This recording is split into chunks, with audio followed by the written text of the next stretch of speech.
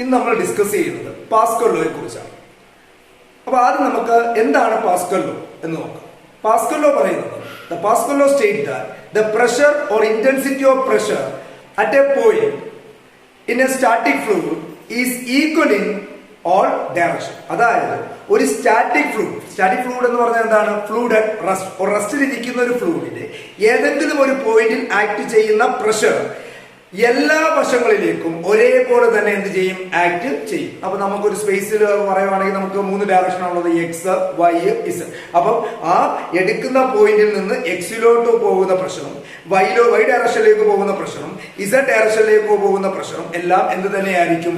ഒരേപോലെ തന്നെ ആയിരിക്കും. ഇതാണ് ആര് പറയുന്നത്? പാസ്കൽ ലോ പറയുന്നത്. അപ്പൊ ഒരു ബീക്കറിനകത്ത് കുറച്ച് ലിക്വിഡ് ഉണ്ട്. ആ ലിക്വിഡിൽ ഏതെങ്കിലും ഒരു പോയിന്റ് നമ്മൾ കൺസിഡർ ചെയ്യുന്നു. അപ്പൊ ഈ പോയിന്റിൽ ആക്ട് ചെയ്യുന്ന പ്രഷർ എല്ലാ വശങ്ങളിലേക്കും ഒരേപോലെ തന്നെ എന്ത് ചെയ്യും? ആക്ട് ചെയ്യും, ട്രാൻസ്മിറ്റ് ചെയ്യും. ഇതാണ് ആര് പറയുന്നത്? പാസ്കൽ ലോ പറയുന്നത്. അപ്പൊ നമുക്കിത് എന്ത് വേണം? ഒരു പ്രൂഫ് ആയിട്ട് നമുക്ക് കാണിക്കണം. ഈ പ്രഷർ നമ്മൾ പറഞ്ഞാൽ മാത്രം പോലെ സ്റ്റേറ്റ്മെന്റിന് ഒരു പ്രൂഫ് വേണം. അപ്പൊ ഇത് നമ്മൾ തെളിയിക്കണം. ഈ പ്രഷർ എല്ലാ വശങ്ങളിലേക്കും ഒരേപോലെ, എല്ലാ ദിശകളിലേക്കും ഒരേപോലെ തന്നെയാണോ ആക്ട് ചെയ്യുന്നത്? അപ്പൊ അതിനുവേണ്ടി ഫോർ ഈസി ഡെറിവേഷൻ, നമുക്ക് ഡെറിവേഷൻ ഒരു ലളിതമാക്കുന്നതിന് വേണ്ടി we have to assume the fluid element is in the shape of a wedge. ആ ഫ്ലൂയിഡിന്റെ ഒരു എലമെന്റ്, നമ്മൾ എവിടെയാണോ പ്രഷർ കാണാൻ പോകുന്നത് അവിടുത്തെ ആ ഫ്ലൂയിഡിനെ നമ്മൾ ഒരു എലമെന്റ് ആയിട്ട് കൺസിഡർ ചെയ്യുകയാണ്.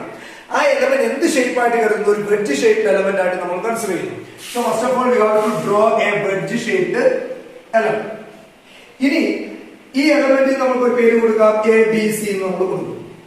എ ബി എന്ന് പറയുന്ന ലെങ്ത് വളരെ ചെറുതാണ്, അതുകൊണ്ട് ഞാൻ അതിനെ എടുക്കുന്നു ഡി എക്സ് എന്ന് എടുക്കും. അത് എക്സ് ആക്സിന് പാരലൽ ആയിട്ട് ഡി എക്സ്. അതേപോലെ എ സി എന്ന് പറയുന്ന ലെങ്ത് നമ്മൾ ഡി വൈ ആയിട്ട് കൺസിഡർ ചെയ്യുന്നു. ഈ വെഡ്ജ് ഷേപ്പിന്റെ ഹൈപ്പോട്ടിന്യൂസ് അല്ലെങ്കിൽ ഈ ട്രയാങ്കിളിന്റെ ഹൈപ്പോട്ടിന്യൂസ് ആണ് ഈ ബി സി എന്ന് പറയുന്നത്. സോ അത് സർഫസിനെ സൂചിപ്പിക്കുന്നത് കൊണ്ട് വളരെ ചെറിയ സർഫസ് ആയതുകൊണ്ട് അതിനെ ഞാൻ ഡി എസ് എന്ന് കൺസിഡർ ചെയ്യാം. Okay, so D X, D Y, D S. ഇതാണ് ഈ വെഡ്ജ് ഷേപ്പ് എലമെന്റ് 3 ലെന്തുകളുടെ നീളം എന്ന് പറയുന്നത്. ഇനി നമുക്കറിയാം ഏതൊരു ഫേസിലും ഒരു പ്രഷർ എന്ത് ചെയ്യും? ആക്ട് ചെയ്യും. ആ പ്രഷർ അതിന് നോർമലായിട്ട്, ആ കിടക്കുന്ന സർഫസിന് നോർമലായിട്ടായിരിക്കും അവിടെ പ്രഷർ എന്ത് ചെയ്യുന്നത്? ആക്ട് ചെയ്യുന്നത്. അപ്പൊ സ്വാഭാവികമായിട്ട് നമുക്കറിയാം ഹൊറിസോണ്ടൽ എന്ന് പറഞ്ഞാൽ നമ്മൾ എക്സ് ആയിട്ട് കരുതുന്നു, വെർട്ടിക്കൽ എന്ന് പറഞ്ഞാൽ നമ്മൾ വൈ ഡയറക്ഷൻ ആയിട്ട് കരുതുകയാണ്, ഡി എസ് എന്ന് പറഞ്ഞു കഴിഞ്ഞാൽ നമ്മൾ ഇസഡ് ഡയറക്ഷൻ ആയിട്ട് കൺസിഡർ ചെയ്യുകയാണ്. ഓക്കെ, അപ്പൊ ഇവിടെ ഒരു ഫോഴ്സ് എന്ത് ചെയ്യും? ആക്ട് ചെയ്യും. ആ ഫോഴ്സ് ആർക്ക് പെർപെൻഡിക്കുലർ ആയിരിക്കും? എ സി എന്ന് പറയുന്ന ഒരു ഫേസിൽ ഒരു ഫോഴ്സ് ആക്ട് ചെയ്യുന്നു. ആ ഫോഴ്സ് പ്രഷർ ഫോഴ്സ് ആണ്. ആ ഫോഴ്സിനെ നമ്മൾ ഇങ്ങനെ ആരോ റെപ്രസെന്റ് ചെയ്യുന്നു.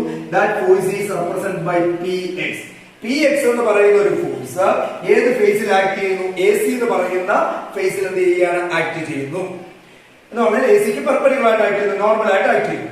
അപ്പം എ ബി എന്ന് പറയുന്ന സർഫസിൽ ഒരു പ്രഷർ ഫോഴ്സ് ആക്ട് ചെയ്യും. അത് ഇതിന് പെർപെൻഡിക്കുലർ ആയതുകൊണ്ട് തന്നെ ഇങ്ങനെ ആയിരിക്കും ആക്ട് ചെയ്യുന്നത്. അത് വൈ ഡയറക്ഷന് പാരലൽ ആയതുകൊണ്ട് ഞാൻ ആ ഫോഴ്സിനെ പി വൈ എന്ന് റെപ്രസെന്റ് ചെയ്യുന്നു. അതേപോലെ നമ്മൾ ഈ ഡയറക്ഷൻ ഇസഡ് ആണെന്ന് പറഞ്ഞു. അങ്ങനെ ആകുമ്പോൾ ഈ ഡി എസ് എന്ന് പറയുന്ന സർഫസിന് നോർമൽ ആയിട്ട് നമ്മൾക്ക് ഒരു ഫോഴ്സ് കൊടുക്കാം. That force is taken as P Z. Okay, ഇനി ഈ വെഡ്ജ് ഷേപ്ഡ് എലമെന്റിന്റെ വെർട്ടിക്കലും ഈ ഡി എസ് എന്ന് പറയുന്ന സർഫസും തമ്മിൽ ഉണ്ടാക്കുന്ന ഇൻക്ലിനേഷൻ നമ്മൾ എന്താണ് എടുത്തിരിക്കുകയാണ്? തീറ്റ. ഓക്കെ, അതേപോലെ the width of this element, ഈ ഫ്ലൂയിഡ് എലമെന്റിന്റെ വിഡ്ത്ത് എന്ന് പറയുന്നത്, അതായത് perpendicular to the plane of paper, ഞാൻ ഈ വരച്ചിരിക്കുന്ന പ്ലെയിൻ ഓഫ് പേപ്പറിന് പെർപെൻഡിക്കുലർ ആയിട്ടുള്ള ഡിസ്റ്റൻസ് യൂണിറ്റ് വിഡ്ത്ത് ആയിട്ട് നമ്മൾ കരുതുകയാണ്. That is taken as 1. അത് നമ്മൾ 1 ആയിട്ട് കൺസിഡർ ചെയ്യാം. അപ്പൊ നമുക്ക് P X, P Y and P Z are the 3 different forces acting on this wedge shaped element that are perpendicular to the surface. ആ സർഫസുകൾക്ക് പെർപെൻഡിക്കുലർ ആയിട്ട് നോർമൽ ആയിട്ടാണ് എന്ത് ചെയ്യുന്നത്? ആക്ട് ചെയ്യുന്നത്. ഇതെല്ലാം പ്രഷർ ഫോഴ്സുകളാണ്. P X, P Y, P Z are the pressure forces. Okay, അപ്പൊ നമുക്ക് ഇത്രയും കാര്യങ്ങൾ കിട്ടി. അതുപോലെ ഈ വെഡ്ജ് ഷേപ്ഡ് എലമെന്റിന്റെ സർഫസും ഈ വെർട്ടിക്കലുമായിട്ടുള്ള ഇൻക്ലിനേഷൻ ഈറ്റിയാണ് നമ്മൾ മനസ്സിലാക്കുന്നത്.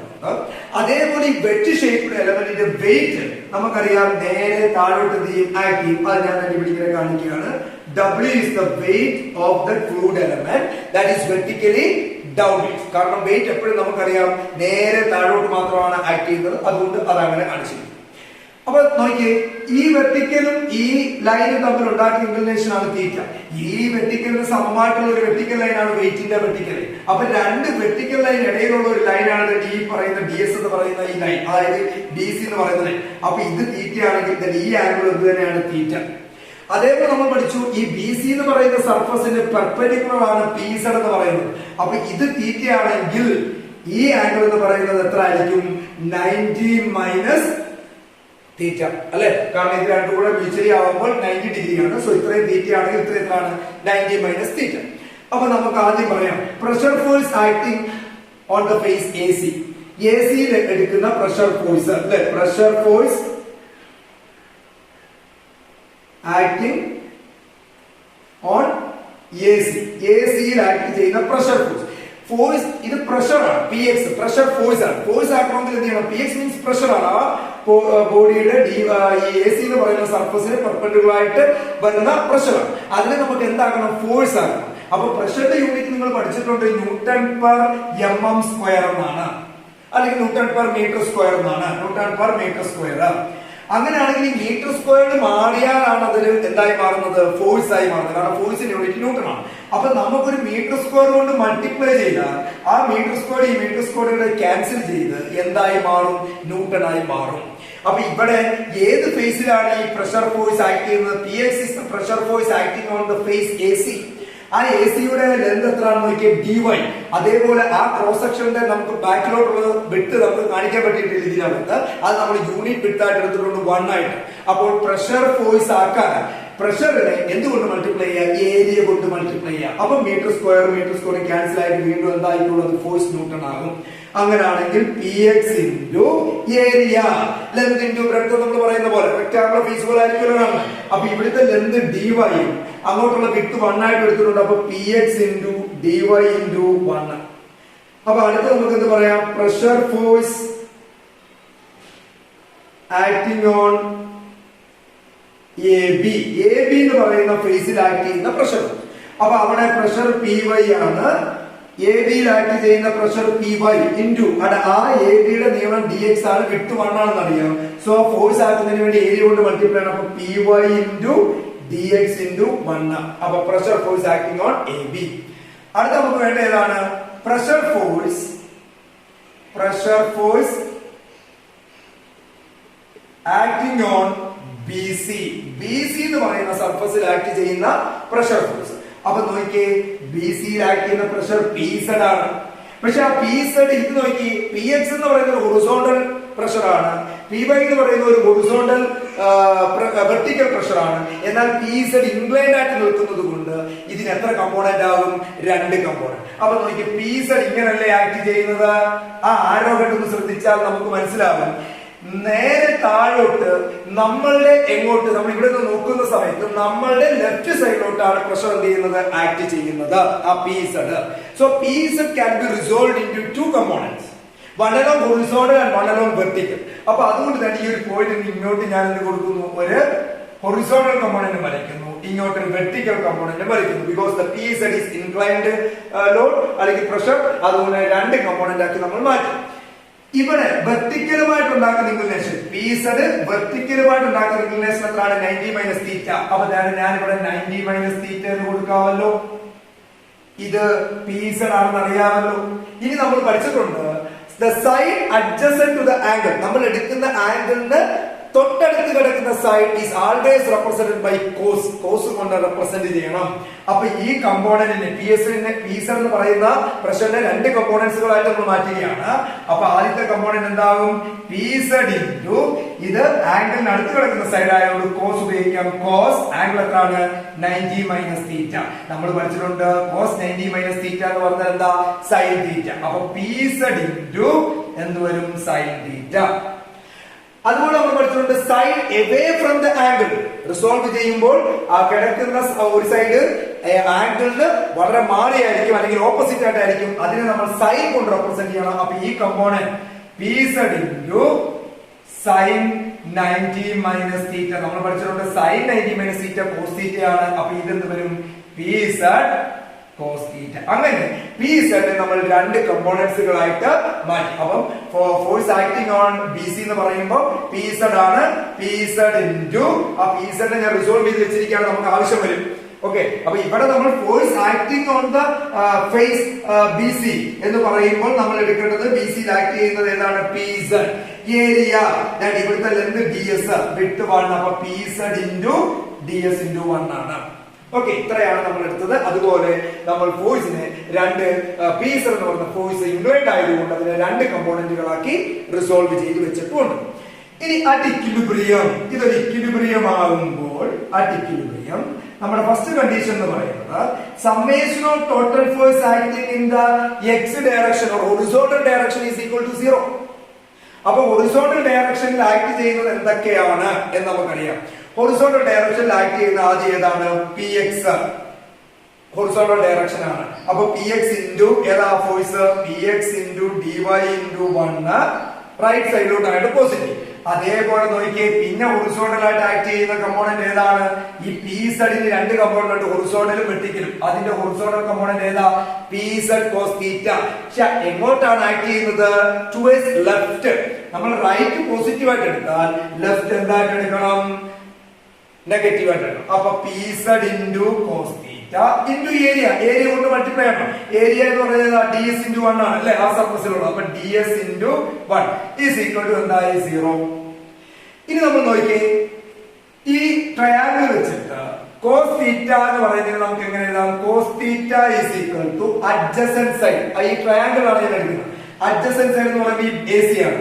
Adjacent side by hypotenuse.